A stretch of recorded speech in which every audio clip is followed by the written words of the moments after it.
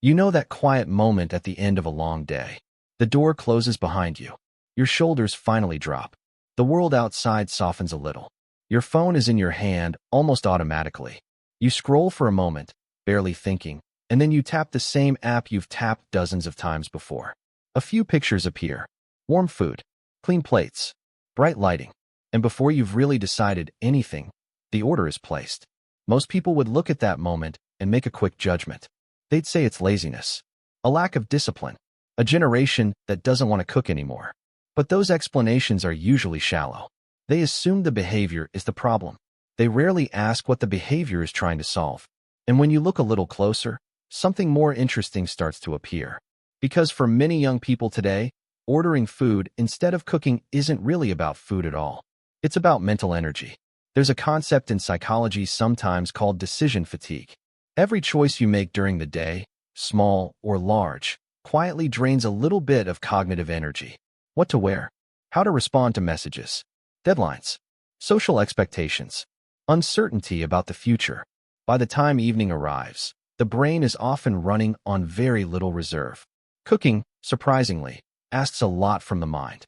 You have to plan the meal, check ingredients, prepare the space, follow steps, clean afterward. Each of those steps requires executive function, the same part of the brain responsible for planning, organizing, and effortful thinking. After a mentally heavy day, the brain naturally searches for relief. Not because it's weak, but because it's trying to regulate itself. Food delivery offers something the nervous system recognizes instantly: reduced friction. No planning, no preparation, no cleanup, just resolution.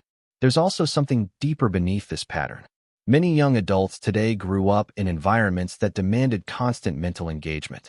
School pressure, digital communication, an always-on stream of information and comparison.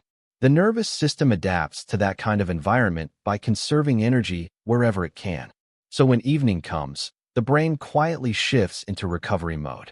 And convenience becomes less about preference and more about restoration. None of this means cooking has lost its value. For some people, cooking is grounding, creative, even therapeutic. For others, it feels like another task in a day already filled with them. Neither response is wrong. Human behavior is rarely about what something looks like on the surface. It's about what the mind and body are trying to balance underneath. And there's an interesting paradox here. The same generation often described as avoiding effort is also navigating one of the most cognitively demanding environments humans have ever lived in.